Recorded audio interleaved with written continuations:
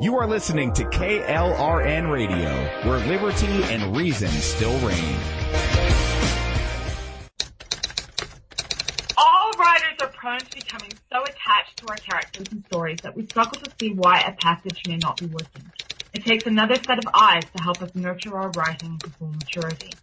At Black Wolf Editorial Services, we strive to enable writers to develop and grow, shaping stories into masterpieces that can stand the test of time. Editing services are provided for all genres and all age categories. Services range from critiques of the short story through to the line edits of the full-length novel and copy editing for those preparing for publication. We also offer assistance on generating a writer's bio for your website, as well as help with those book blurbs and promotional material. We won't abandon you to the masses. We want to celebrate with you in your successes. Black Wolf Editorial Services, nurturing your writing into maturity. For a full list of services and prices, visit us at blackwolfeditorial.com.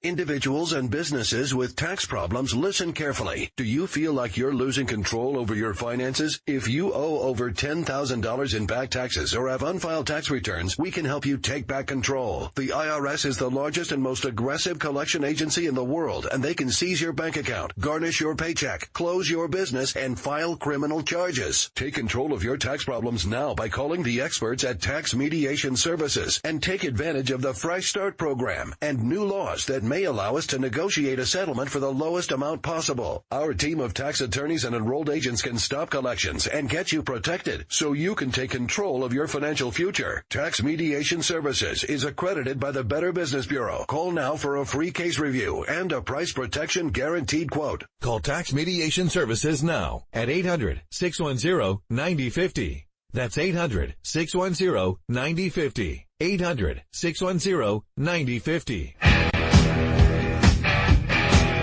KLRN Radio has advertising rates available. We have rates to fit almost any budget. Contact us at advertising@klrnradio.com.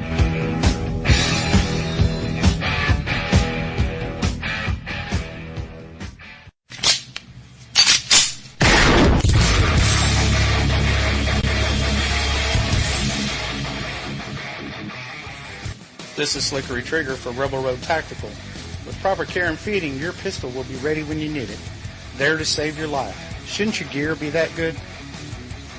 Whether you need a holster for comfortable everyday carry or a tough-as-nails holster for your next training course, Rebel Road Tactical has what you need. Check us out on the web at rebelroadtactical.com.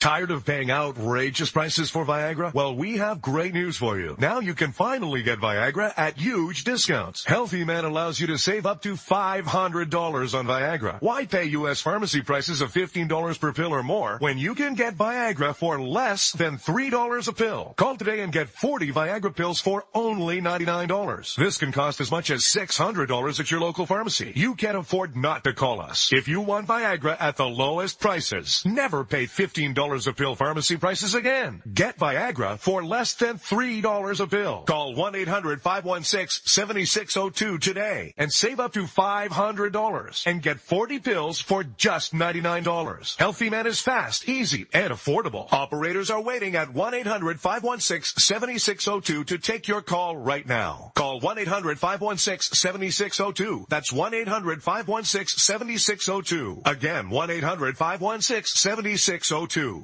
The following message contains a special offer for listeners of this station. Are you a man over 40? Are you constantly looking for the nearest bathroom? Do you wake up multiple times a night to use the bathroom? Right now, Perfect Prostate is sending out free bottles of their groundbreaking new formula to listeners of this station. Perfect Prostate formula was developed by medical doctor Mitchell Fleischer, and its ingredients have been clinically studied to reduce your frequent nighttime bathroom visits and promote healthy urine flow. Right now, preferred customers get their first bottle of Perfect Prostate absolutely free. There's nothing to lose. Perfect Prostate is guaranteed to reduce that constant urge to use the bathroom, especially at night, and promote healthy urine flow. Don't wait. Call now for your free bottle. Just pay shipping and processing. Dial 1-800-675-0251. That's 1-800-675-0251. Supplies are limited. One free bottle per household. Call now. Dial 1-800-675-0251. That's 1-800-675-0251. Hey folks, I want to introduce you to a friend of mine, Dr. Richard Harden. We are on the same mission, which is waking up America.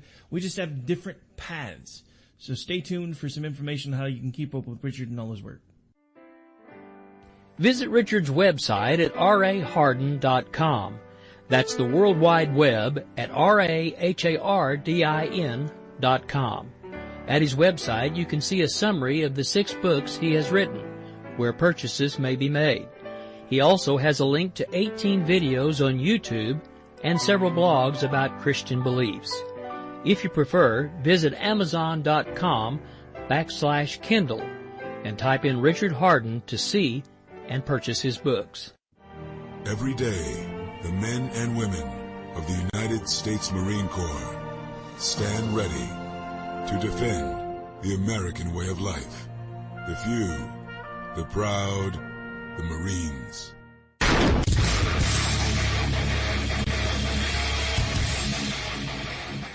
This is Slickery Trigger for Rebel Road Tactical. With proper care and feeding, your pistol will be ready when you need it, there to save your life. Shouldn't your gear be that good? Whether you need a holster for comfortable everyday carry or a tough-as-nails holster for your next training course, Rebel Road Tactical has what you need. Check us out on the web at rebelroadtactical.com. You are listening live to the Vito and Vito Show. Disrespectful to the executive branch. I would remind you that extremism in the defense of liberty is no vice. Don't sign the damn deal, and the president will... Therefore, I do not believe that the majority can vote a man's life or property or freedom away from him. And we're live here on the Vito and Vito Show. I'm Vito. And I'm Vito. We want to welcome everybody live here to the Vito and Vito Show. Check out the website, www.vitoandvito.com. Give us a follow at Facebook, Instagram, and Twitter at Vito and Vito Show, and allow my co-host to explain what you're listening to right now. We are bringing you the perspectives of 2 college-age millennial conservative libertarians at a liberal hellhole, Brooklyn, New York, where we're committed to defending the principles of free markets, liberty, and individualism. We hold no punches here on the show. No, none whatsoever, and Vito and I are going to be talking about our new president-elect. We're still hungover, so deal with us, America. Donald J. Trump. That is true, and the man is right now seeking cabinet appointments, so you know it's going to be fun.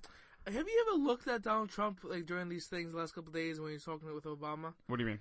He looks scared. I don't say he looks scared. I think he's just shocked. You know, the man's the president. He's the powerful man in the world, the most powerful man in the world. Shocked. Yeah, I'd use the word shocked and scared. I wouldn't say scared. I know you seem to think differently, but I don't think he seems scared.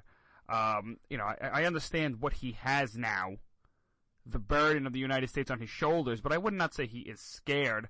I think he's excited. I think he is a little nervous. Who is not nervous or something like this? You know, everyone's nervous the first day of school. Can you imagine being the first day as president of the United States? That could be a little nerve-wracking. So I think a lot of things are going through his head, but I don't want to call him scared. Scared in the sense that he doesn't know what he's doing. Like, he's kind of like, oh, snap, I'm president of the United States. I never expected this. Now what? You know, I wouldn't go that far. I wouldn't go that far at all. I don't know, Vito. What do you think? I think he looks a little, I don't know what's the right word, like concerned or like shocked or nervous. He does look scared. I don't know if he's necessarily scared. Yeah. But that's what it looks like. Mm-hmm. But he has become the most important and powerful man in the world. And also the big target. Yeah. You know, as we see the Trump protests going on last week and still continuing a little bit. Well, let's talk about that because we're going to talk about his cabinet position that he's going to fill. So far, CNN, the Communist News Network, for what it's worth, take it for what it's worth. Mitt Romney is being interviewed. Exactly, take it for what it's worth. Yeah, for the Secretary of State position. The man, one of Donald Trump's biggest critics. Mm-hmm. And he's the enemies. He just hates Trump. I guess if you want to call him that. And he's going to vet him for Secretary of State? Well, I mean, what's the alternative? You know? I know maybe somebody who is loyal and supports him, 1. And 2, somebody who has some kind of foreign policy experience? Well, Ambassador Bolton is being touted as Secretary of State. Rudy Giuliani, former New York City mayor right here in New York City, supposedly he is being vetted also for Secretary of State. Rand Paul came out with a scathing attack against John Bolton. And, in part Rudy Giuliani, but more importantly, Bolton. I was more shocked at the fact that that's just how we're going to do this. Paul is not having it. I like it. And, we've interviewed John on the show, the former ambassador, and Couple times. he is an absolutely wonderful man. He's very cordial, very nice, so if he gets the position... I like his mustache. I like his mustache. I like him. He's a nice guy. He's got beautiful eyes. Really? Soft skin. Likes walks in the beach. But in all seriousness, you have a guy like John Bolton, very cordial, very nice, very professional. Don't know, however, I think he contrasts Trump very well. Bolton is not eccentric. He's not out there. He's not, big personality. He's a policy wonk. But when I look at John Bolton, I don't exactly expect him to be necessarily the Secretary of State that I would want. Trump has, he's talked about the Iraq War, not being for it, and there's I think there's a large amount of evidence there in favor to support Donald Trump not being in support of the Iraq War, contrary to the interview he gave on Howard Stern, which if you listen to what the news networks were pushing during the campaign, they were saying, oh, Trump's in favor of the war. He was in favor of it from the very beginning. And, you hear the interview with Howard Stern. They asked Trump, are you in favor of the Iraq War? And he's like, yeah, sure. Like, you mean to tell me that's a defining aspect of somebody's position, really? I mean, the guy probably didn't even know what was going on in the Iraq War at the time. But then he, comes out with a much more in-detailed article for Reuters, and he, denounces the war. Anyway, the point is, and we here on the show, we've been in favor of the war from the very beginning. I believe that there were some elements of the war that were worthy. But I think if we had a choice to go into Iraq, I wouldn't have done it. I even go so far to say we should have went into Iran. I think Iran, and so I think you have to go after the crux of the Middle East if you're really going to do this. And either Iran or Saudi Arabia. Iraq is, I understand the whole weapons of mass destruction thing, but I think there's a bigger issue here than just that, considering Islamic terrorism is the issue. I tend to agree more with Rand Paul, with foreign policy, and I don't... Rand being a star component of the war as well. I don't agree with going to Iraq. At all? No. None whatsoever? No. You don't think Iraq was beneficial in one way, shape, or form? How? In the toppling of Saddam Hussein. How is that beneficial? In the removal of weapons of mass destruction. In the assertion of the United States power on the global stage. Number one, the whole weapons of mass destruction thing all came out because of the UN and all this. The United Nations getting involved in the Middle East and everything. Okay. So, number one, we should... But there were records of Saddam having weapons of mass destruction. Right, so we go topple their government? Well, the question, that's why do we go into Iraq? I mean, this seems to be one of the... This is going to be the same reason why we eventually go into Iran. Because Iran's going to have weapons of mass destruction. Right. So do we go into Iran and topple their government? No, I think I'm not defending the Iraq War. I think there are problems. Yeah. I'm asking. Yeah, I don't know. It's a good question. I mean, frankly, when you look at the Iraq War and you look at the issues that were a result of it, the rise of ISIS and the idea of nation building, which I'm firmly against.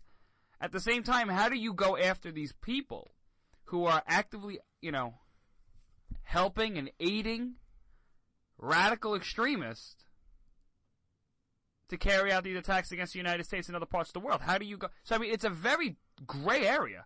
You're either going to have, if you go into these countries and you attack them with boots on the ground, planes, full-on invasion, how are you going to keep how are you going to keep the victory? So what? You defeat ISIS today, they're going to come back tomorrow. So do you keep boots on the ground and you build a nation, or do you just leave it alone? I mean, these seems to be the only two options right now that we see on the table. And I've said it before, I think we need to go in, boots on the ground and all, in Syria, and fully topple the disaster that we have right now in ISIS. And I partially disagree with that. Because if we're sending boots in, we're declaring war. Right. And it's more than just a part of Syria. It's more than just ISIS. It's more than just Iraq. It is the entire Middle East and the ideology of Islam. Well, I mean, I agree 100%. Because we can wipe them out.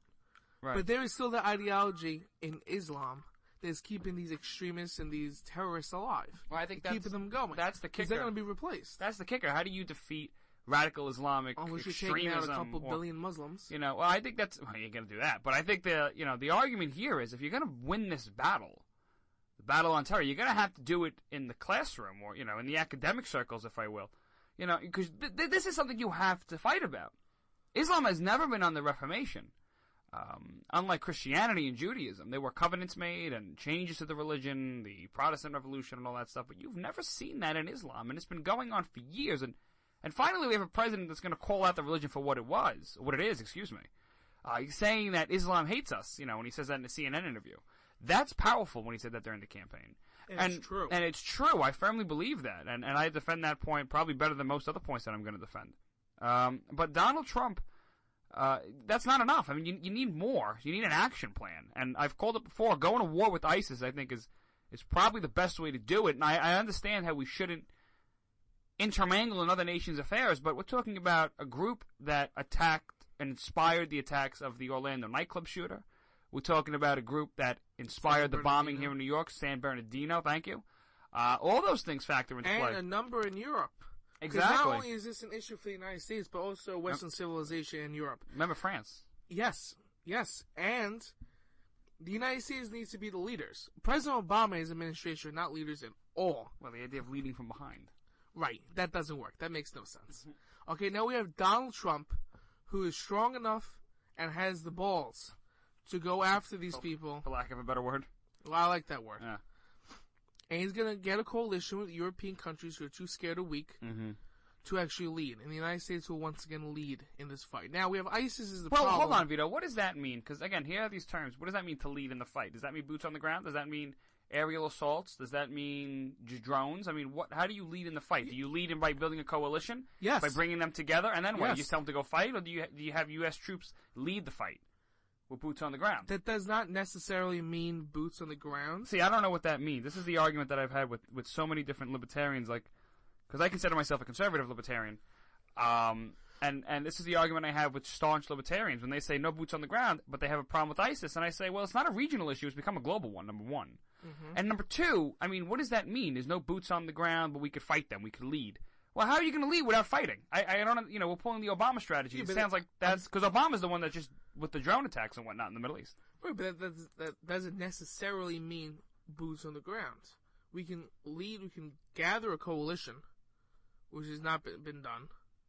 We can have. Well, we went ahead and we've established coalitions with Arab nations, and we've armed. I'm talking about Europe. Europe doesn't have an army. Europe doesn't have a military that they're going to use to fight. What is Europe? I mean, who was the last time you heard the French army getting called to battle since World War II? Really, the French can get involved. I mean, but the British can. The point that I'm trying to make here is that they have completely demilitarized their countries, like the left wants here in the United States. And when you do that, they are now susceptible at this point to Russia.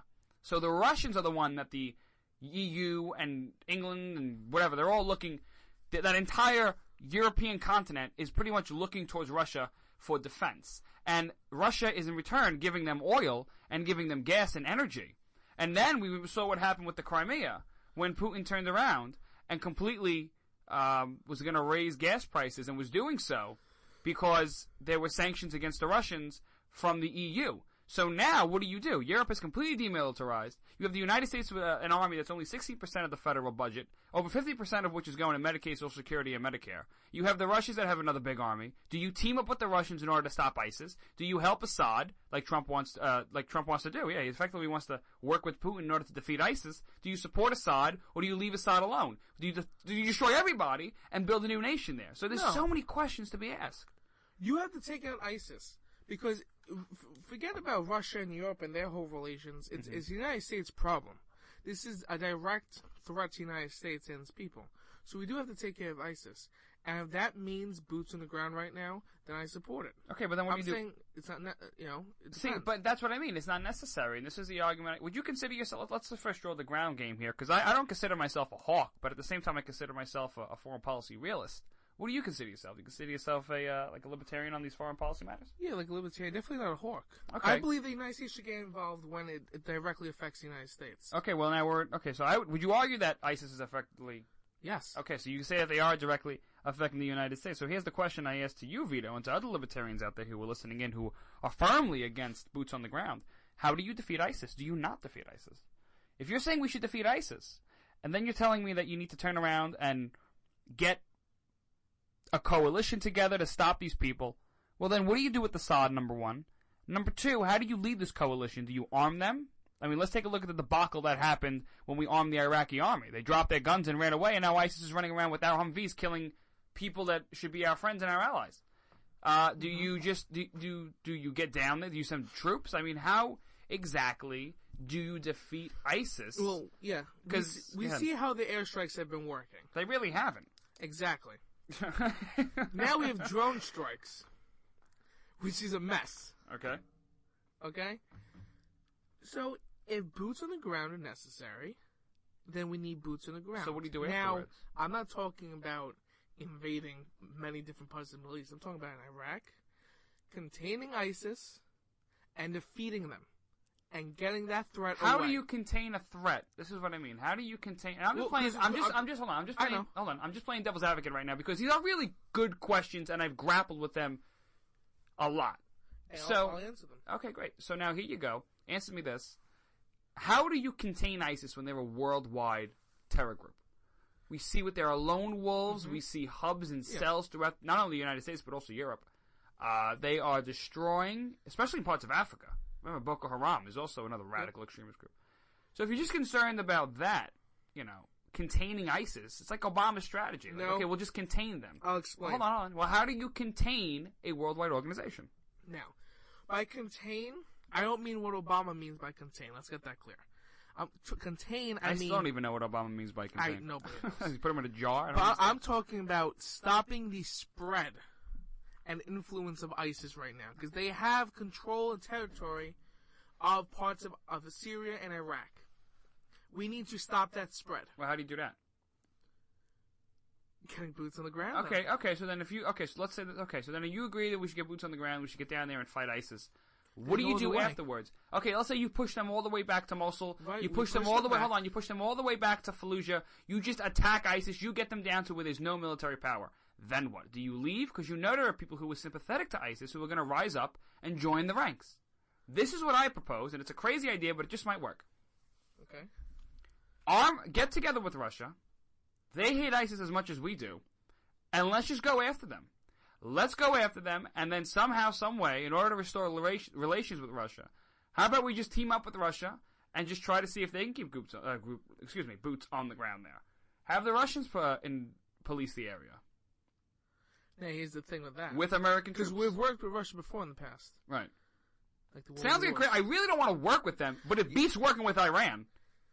I'll give you that much. Right, but Iran supports who? Well, Iran don't like ISIS neither. Right, they support Syria. Okay. And so does Russia. Right. Now, you have Russia, Iran, and Syria. Now, we helped them out. We worked together to defeat ISIS. That's a sick combination. Yeah. And now you tell me, right now, Iran is working on nuclear weapons.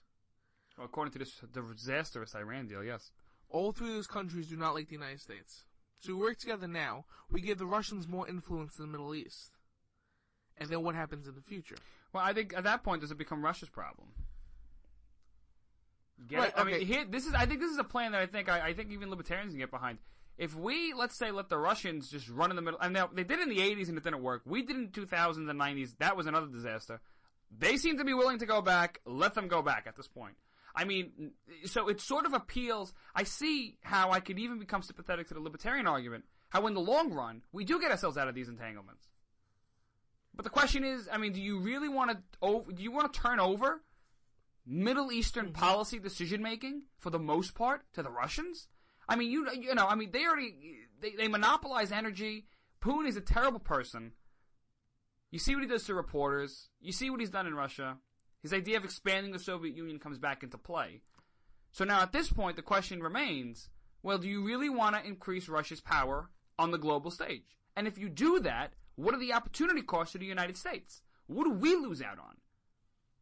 So the foreign policy has to be one of the hardest things to worry. I'd rather be a domestic policy advisor. So if Donald Trump is listening, if you're listening, Donald, I don't want to be involved in the foreign West Wing, the foreign part of the West Wing. I want to be involved in the local domestic affairs about building that wall. That seems like a much more easier plan than this. If you have crappy foreign policy, you won't have to worry about domestic policy.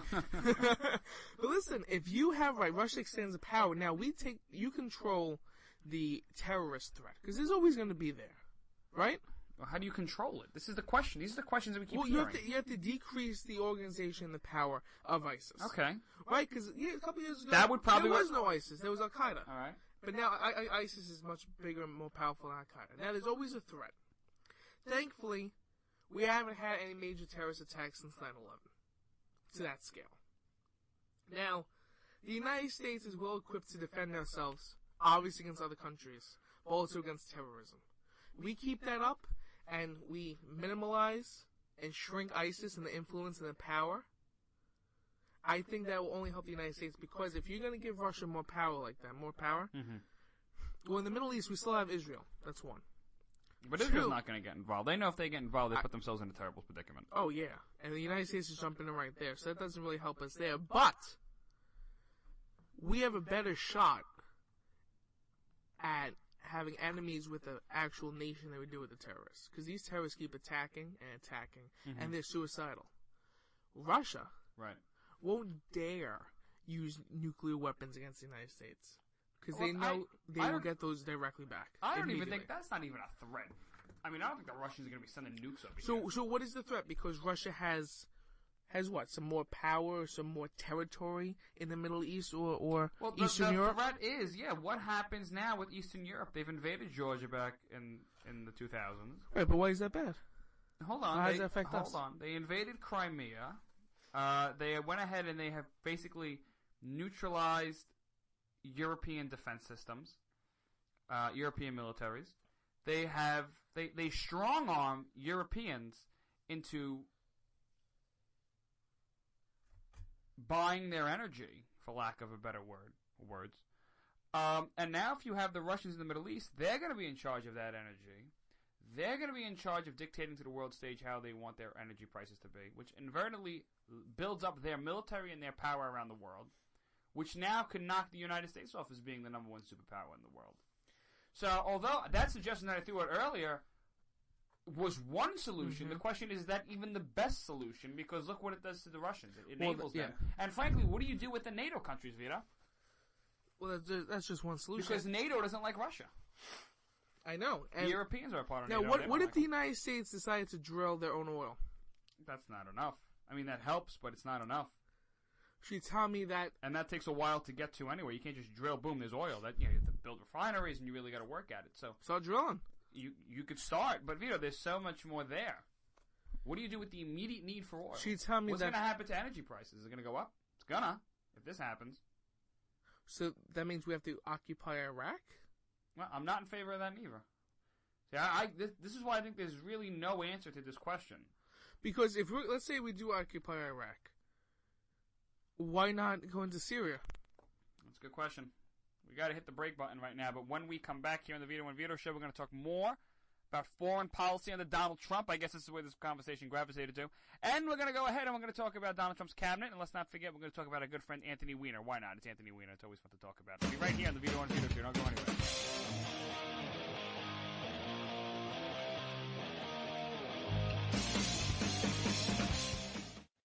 Who might you save? Your mother, your father, your husband, uncle, aunt, son. Learn FAST, F-A-S-T, the sudden signs of a stroke, and you could save. Your friend, teacher, boss. F, face drooping. A, arm weakness. S, speech difficulty. T, time to call 911.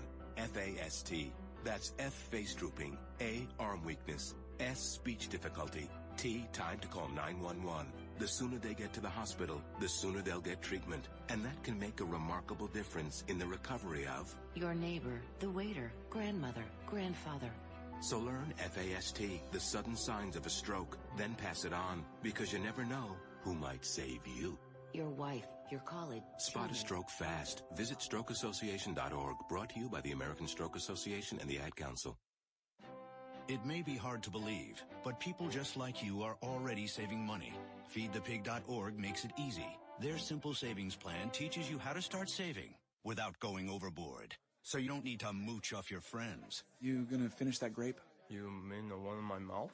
You don't need to stop buying the necessities. What you're smelling is a natural musk. Ew. You don't need to be a medical test subject. How do you feel? Mostly okay. Sometimes, though. You don't need to get a second job as a stuntman. We need a new stuntman. Let's break for lunch. You just need an internet connection.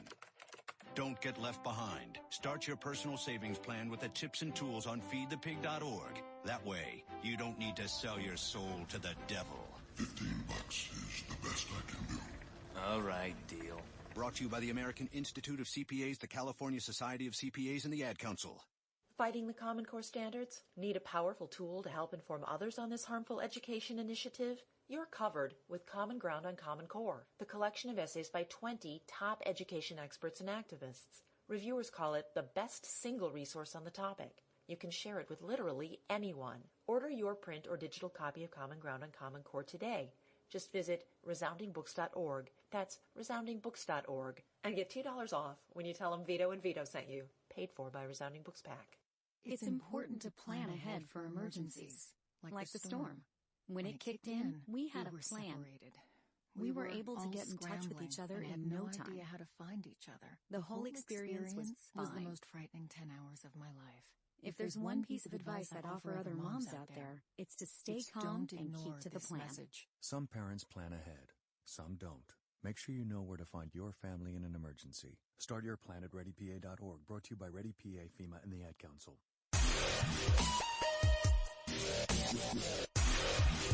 And we are back here on the Vito and Vito Show. Check out our website, www.vitoandvito.com. Give us a follow at Facebook, Instagram, and Twitter. And I want to plug this book here, ladies and gentlemen, because it's really good. I'm not doing it because, the authors are nice people. Although I'm sure they are. But I want to go ahead and plug this book because it really is groundbreaking. The book is called Common Ground on Common Core. Voices from across the political spectrum expose the realities of the Common Core state standards. Everyone knows how terrible the Common Core system is.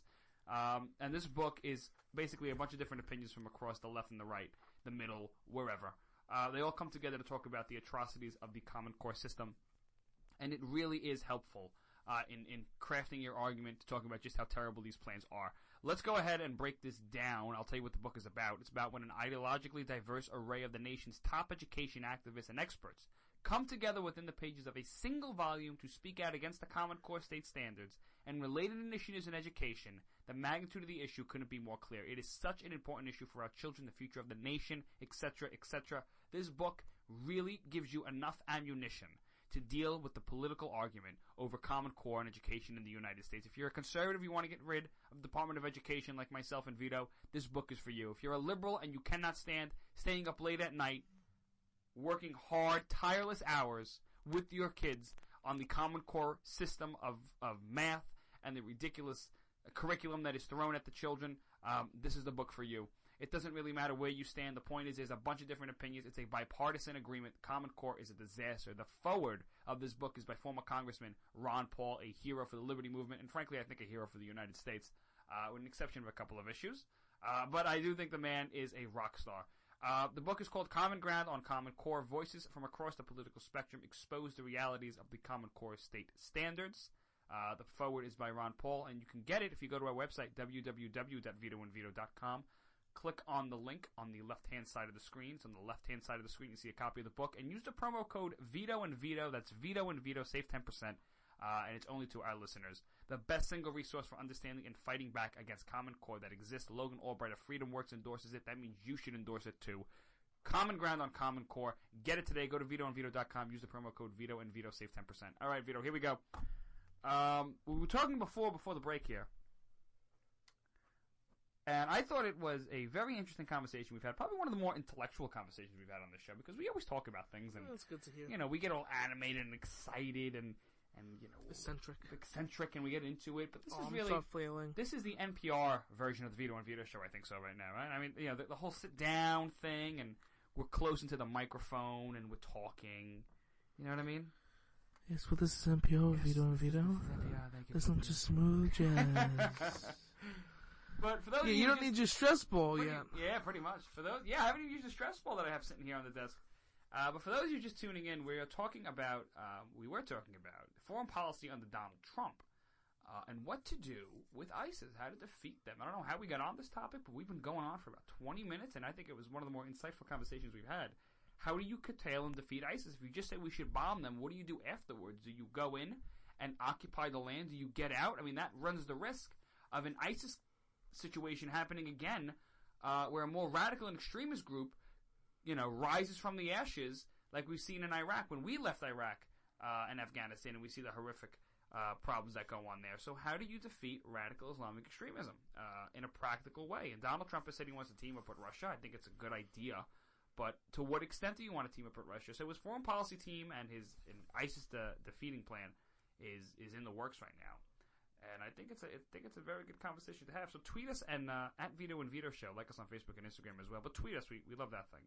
And give us your thoughts. What do you think we should do with ISIS and how we should go ahead and win the war on terror? Is there an end to the war on terror? It's a good question to have. Vito the Libertarian next to me right now. Vito, what do you think? There are so many different options and so many different repercussions that do you want problems with ISIS and terrorists, or you want problems with Russia? Yeah. Or Syria or Iran? You know, it's such a mess over there.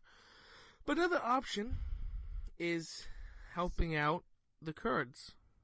I mean, you arm the Kurds. I think that the Kurds should have had their own country already. Because look at this. I understand the strife that was, right? The whole complexity of the argument back in the day. Sunni, Shiite, and Kurds nation.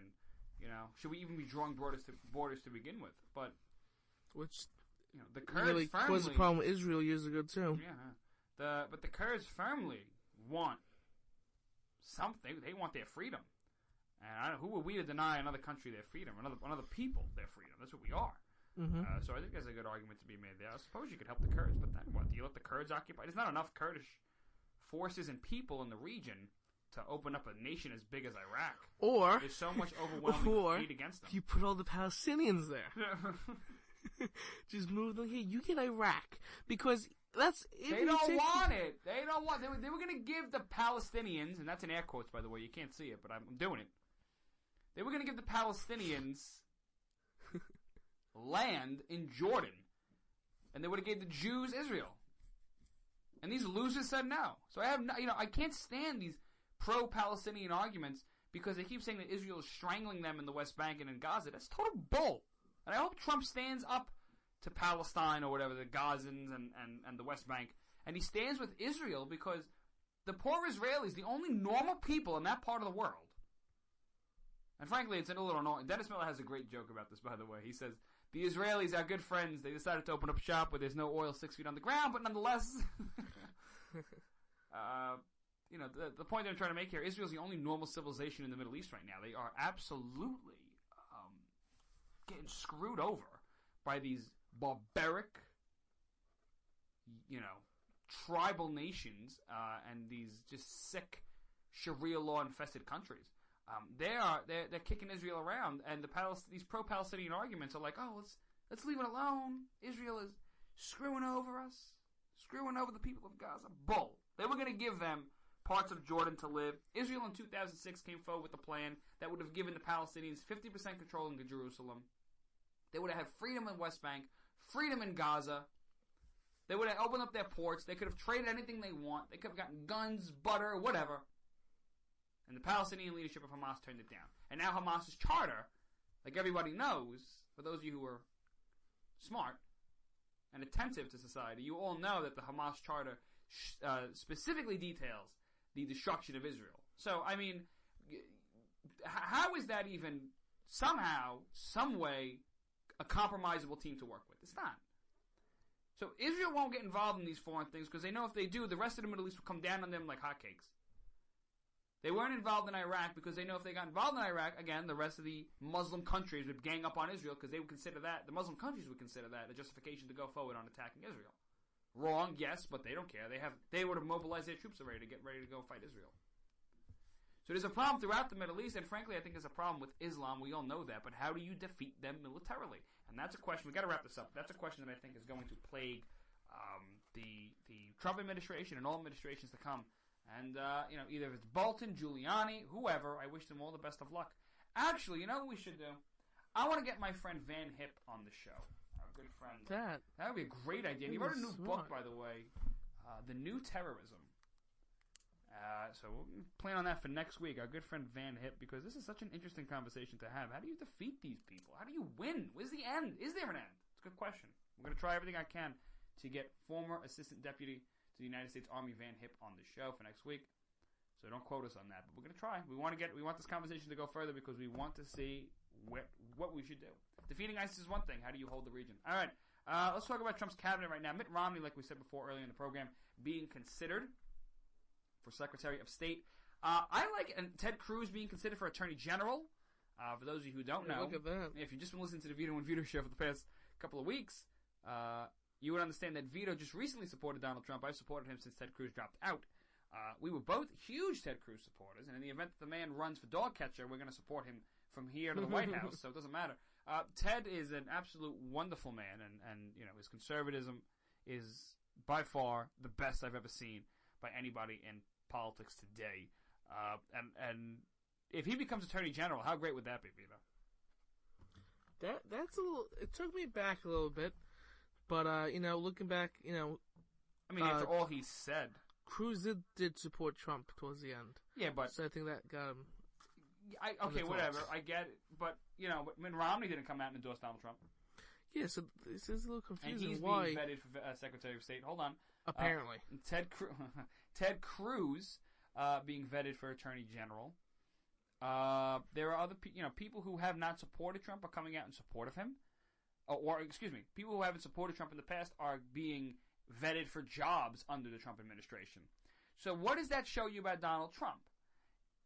Is he a bad man? Is he a good leader because he's unifying people and building coalitions? Is he a bad leader? I think this shows maturity of all levels for Donald Trump because he's showing me that the people he might disagree with personally, have said things about, whatever, he wants them on his team because he knows they bring something to the table.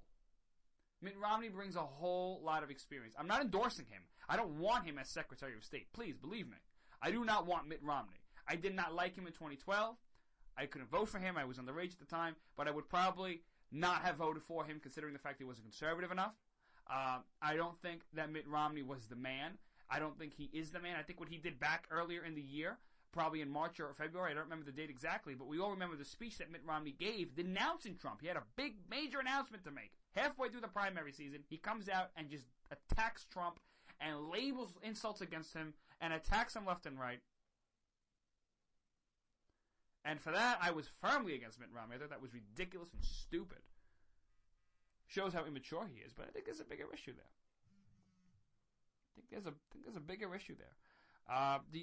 But the man, Romney obviously sees something in him, and frankly, if he's going to reach out to Mitt Romney, is he building bridges right now with the establishment people? Because he also, he appointed Steve Bannon as his chief strategist, and he appointed Reince Priebus, the RNC chair, who I've been very critical of, but at the same time I've given him some credit in terms of helping out this election and growing the party in places that I don't think we could ever grow. Despite rumors of having a draft Romney or draft Paul Ryan.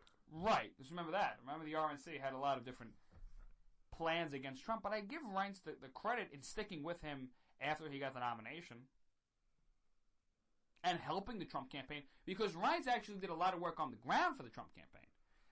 That infrastructure, that idea of a ground game and people door knocking and whatnot, I mean, that's all the RNC. Trump had that, but he didn't have that to the levels that, say, Clinton did or other presidential campaigns Nowhere close. did. That was the RNC helping out a lot. But, let's keep in mind that the RNC is a bunch of backstabbing establishment Republicans who hate everything about the conservative movement and the conservative grassroots. Where do you go from there? And this whole time, we're talking about how who Trump is going to pick to be part of his cabinet. Yeah. And who he's going to surround himself with. And now we see who he's actually apparently vetting and looking into. Because there's, 3,200 positions to fill? 2,300 something? 3,200. A couple thousand. 3,200 to 4,000. There's like minor things. But the point is, there's about 4,000. There's a news report going around, and it's ridiculous. This news report is so stupid. I don't know if it's true or not, but the news report says that Donald Trump and his transition team and his administration and his campaign team didn't know there were that many positions to fill. So, that now they're scrambling to find people. I mean, I don't think they're that short-sighted. That's crazy. It's even more crazy that the executive branch has 32,000 positions. 3,200 positions to fill. That's another extreme thing as well. In his cabinet alone, that's nothing to do with the Constitution. Well, don't forget the EPA, and you have all these executive, the FBI, and all these other things that sit under the executive branch, the enforcement of the law. So I think that's there to say. But, Trump is going out there making inroads and is bringing people on his campaign team. And I think he's able to counterbalance this well with the appointment of Steve Bannon. Steve Bannon, by the way, I thought he was great. People label him an alt-right. They've been calling him a racist, a misogynist. You know how they go. But first of all, I don't see anything about Steve Bannon that would suggest that, number one. Number two, Steve Bannon's a nice guy. I know him personally. Number three, when you see the guy speak, when you see the guy just give off his aura, his energy, there's nothing crazy about him. Look at the things that he wrote on Breitbart. He never said anything crazy on Breitbart. And I've been critical of Breitbart from the beginning of this campaign, the way they've endorsed Trump, and they've just denounced everybody else, never give everybody else a shot. But the point being, Breitbart is this sort of rebellious, anti-mainstream media company. And they are in the conservative libertarian vein. That's their roots. And they're frankly against the whole political correctness in the culture that we live in today. So I got no problem with them posting headlines like, let's just look up some of these Breitbart headlines that they label against Steve Bannon. I'm going to look on that. But Vito, what do you think of the Steve Bannon-Reince Priebus dynamic? Because I think it's great. I think it's going to check Reince in line. And I think that is something that we've never seen before in a political administration. I hope so. Presidential administration. I hope so, but what other options does Trump really have? That's how I look at it. Who else can he vet and pick and get in his cabinet? I mean, to apparently be looking at Mitt Romney? Mm-hmm. Why? Why? That's what I ask. Well, I'm baffled. There's a good question about that as well. It begs the question. I really don't, and I hope he doesn't, like... Because now apparently a report came out that Newt Gingrich is not going to have any position in Trump's administration. I like Newt too. Yeah. More than Romney. I think you can make him domestic advisor or something like that. But does Newt Gingrich want to? Does he want to be on a staff position, or the man wants to run something? Does he want to run a cabinet position? He wants to run an agency, or do you want him to just sit on the presidential staff? That's boring. I should say boring. I'll take it. Well. Newt, I don't see why Newt would want it, though. Like, Newt has all of this knowledge and whatnot of working in D.C. Let the man run something. Give him, give him Secretary of State. Or give him the FBI. Newt? I don't know. Why not? I don't know. The point is... But why not? Just give these positions. Everyone gets a position. I'm joking. But the point that I'm trying to make here is that, Newt Gingrich, I don't see him sitting on the staff of the president. I either see him being president, I don't see him being VP. Like Nelson Rockefeller of New York didn't want to be VP, that liberal slimebag Republican. He didn't want to be VP, but the only reason he became VP was because he wanted to be next to the president. For those of you who don't know, he was the vice president to Gerald Ford. When you look at some of these people, I just don't like Trump. I can't see Trump as a VP. I can't see Trump serving in an administration. I can see him leading the administration. I can't see Newt Gingrich helping Trump in the sense of being an advisor. I think that's something for Kellyanne Conway. This is something I think Newt needs to run a department. That's what he wants, and frankly, I think Trump should give it to him. And the best story of the night, before we go to break, Ben Carson turned down running something in the Trump government because he doesn't have the experience. That's what he said. Yet the man ran for president of the United States. Go figure. All right, we're going to break here in the Vito and Vito Show. Forget about it a moment, and we'll talk more about Reince Priebus, Steve Bannon.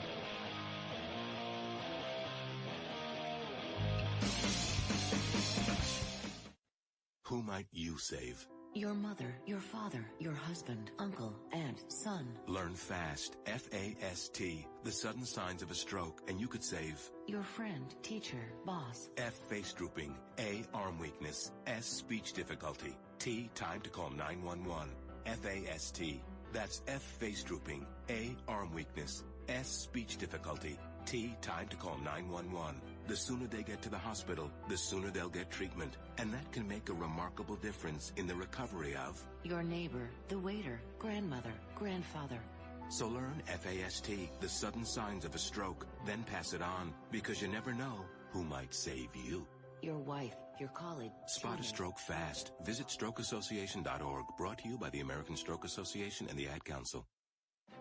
It may be hard to believe, but people just like you are already saving money. FeedThePig.org makes it easy. Their simple savings plan teaches you how to start saving without going overboard. So you don't need to mooch off your friends. You gonna finish that grape? You mean the one in my mouth? You don't need to stop buying the necessities. What you're smelling is a natural musk. Ew. You don't need to be a medical test subject. How do you feel? Mostly okay. Sometimes, though.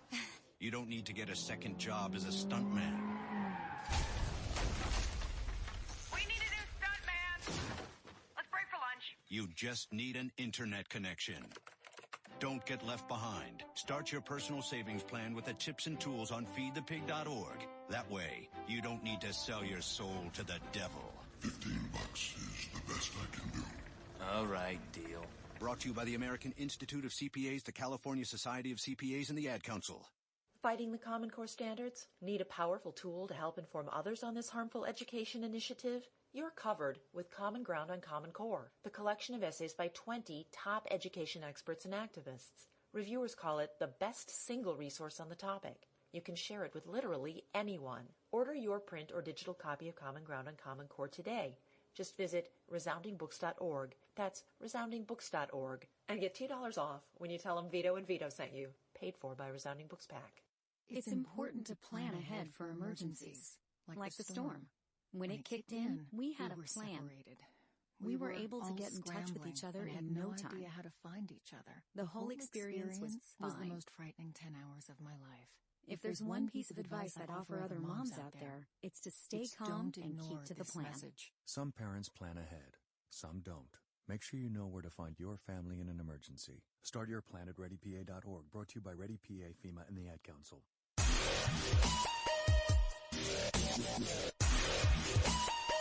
And we're back here on the Vito and Vito Show. Check out the website, www.vitoandvito.com. Give us a follow at Facebook, Instagram, and Twitter at Vito and Vito Show.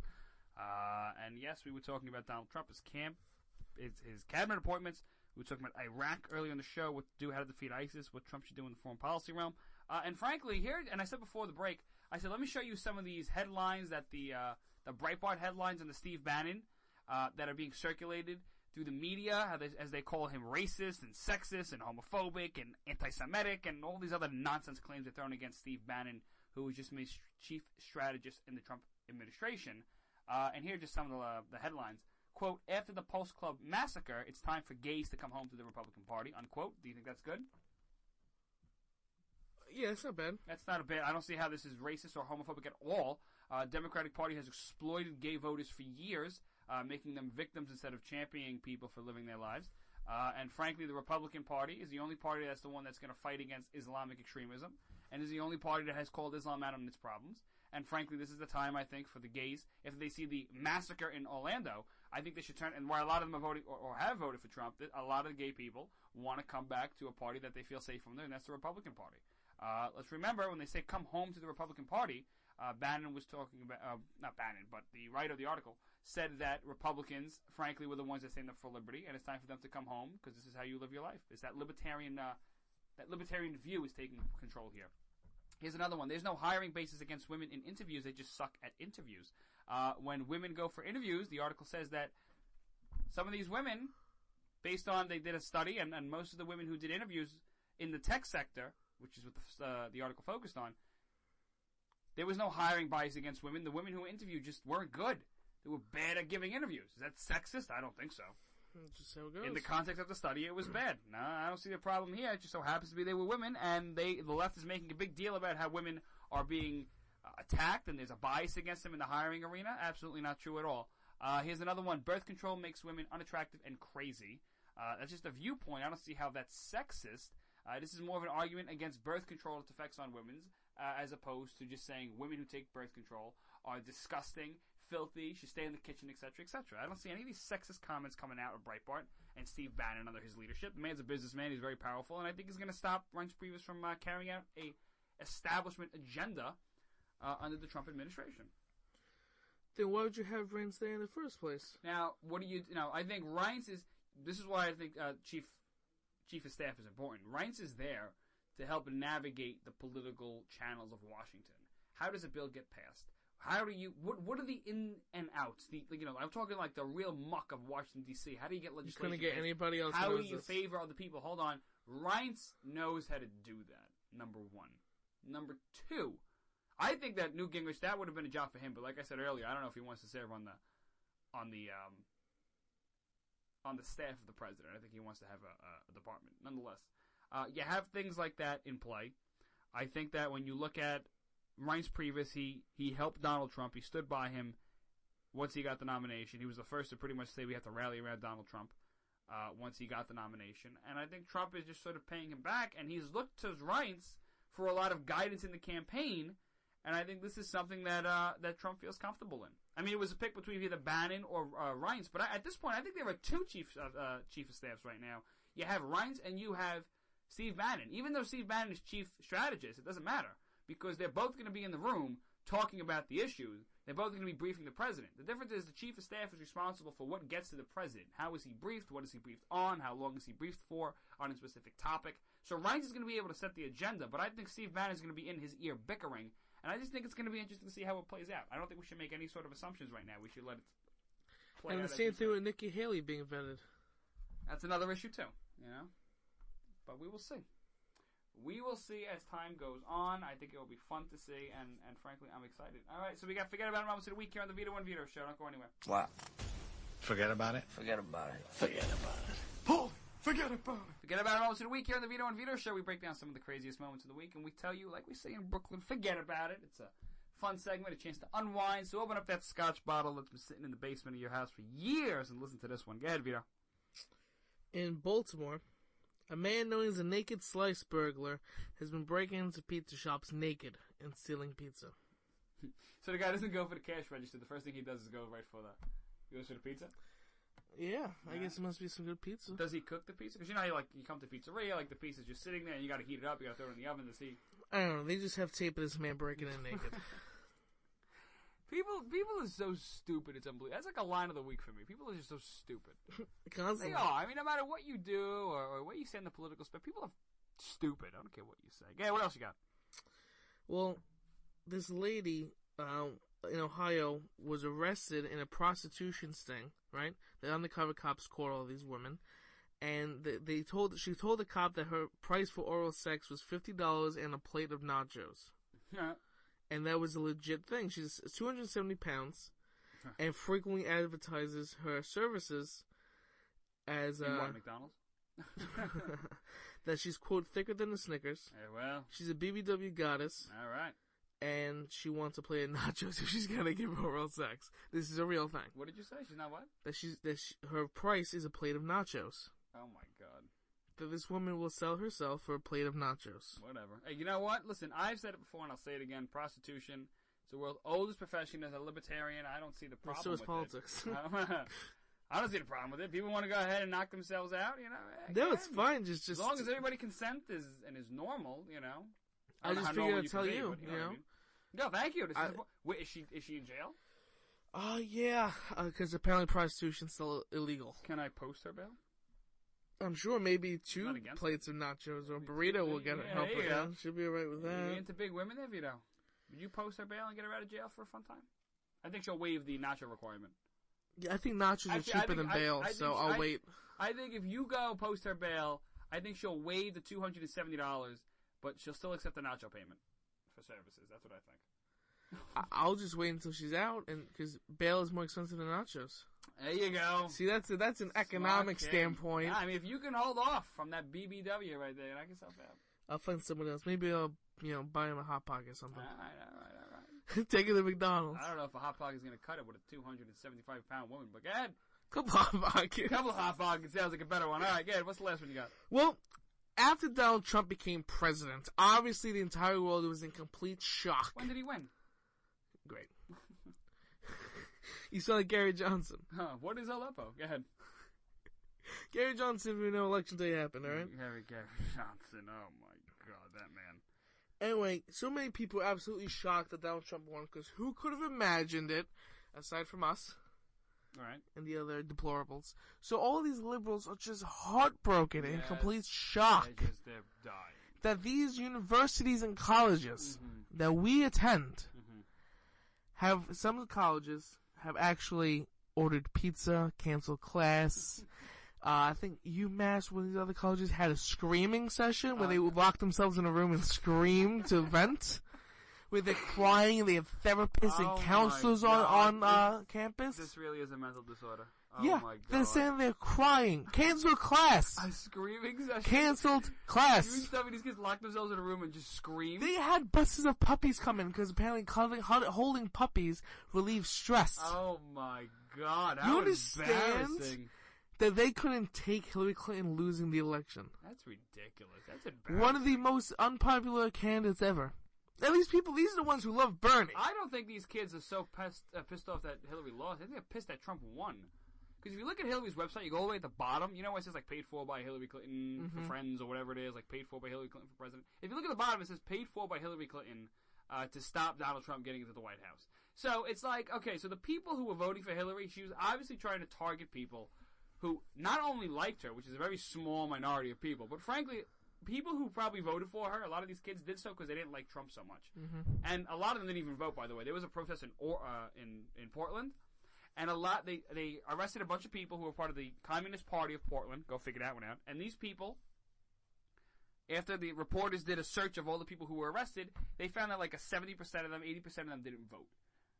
Okay, so these people are screaming and yelling, we want change, we want justice, we want whatever, and they're not doing anything about it. I mentioned this last week. I toned it down this week because I'm tired and hungover.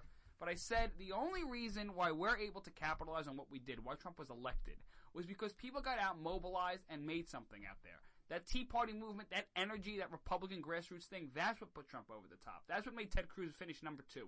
That energy was there. There was no energy for Bernie Sanders to the level that it should have been if these kids really cared about much. They weren't out there volunteering. They weren't out there signing petitions. They weren't out there handing stuff out. They weren't out there door knocking. They weren't out there making phone calls. They weren't out there to GOTV. They were not out there. That's why Bernie lost.